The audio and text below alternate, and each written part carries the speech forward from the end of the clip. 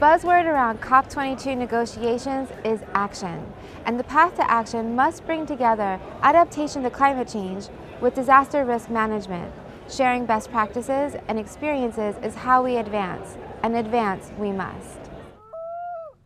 As a result of global warming, there is an increase in frequency and intensity of natural disasters. This means unreliable rainfalls, intense storms, winds, and heat waves. At COP21 in Paris, countries have identified climate adaptation and disaster risk management as key components of actions to be implemented under adaptation. That is also a signal we have to give again and again to this negotiation process. We cannot separate this. We cannot establish, for example, disaster risk reduction policies just for natural disasters and a totally different one for climate change-induced disasters, because this might be the same disaster. Integrated risk management is more of a process and a way of thinking. If you're building a drainage system today, you need to take into account the additional population that will be there in 20, 30, 50 years. And you also need to take into account the fact that the climate is going to change. Now, it's not easy to predict the weather, it's even harder to predict the climate, and so you need to integrate uncertainty. Panelists shared unique responses to similar climate-related disasters. For all the scenarios, Morocco will suffer from climate change. The result is scarcity of water resources.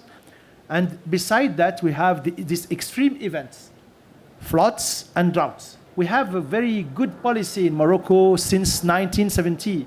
It's the dam policy. We build a lot of dams. Vanuatu is ranked as the most vulnerable country in the world.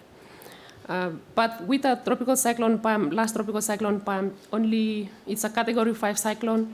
It's the most biggest cyclone in history in Vanuatu, but only 5 people died. That's the power of the warning systems.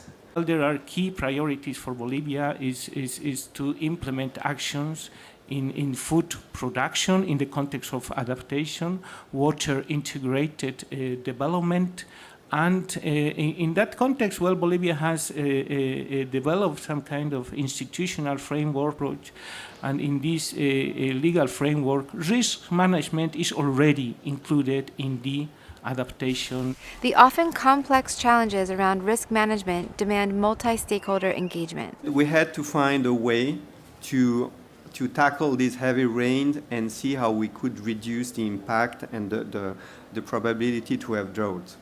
So the idea came to say, okay, we could maybe keep the water in our dams in the mountains. But for that, we had to deal with the private sector because they are the owner of these dams.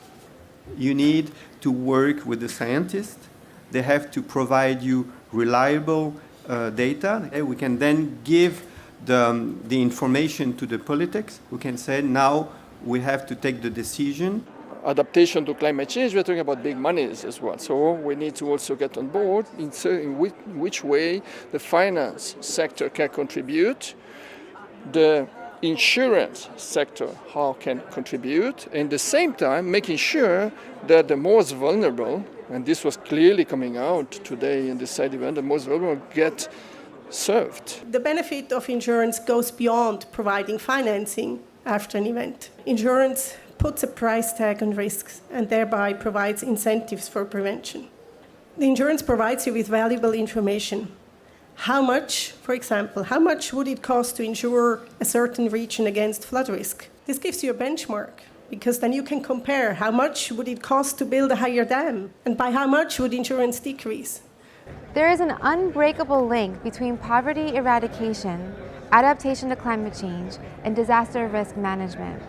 In order to get ahead of the increasing natural disasters that we face globally, this will require strong partnerships and strong coordination.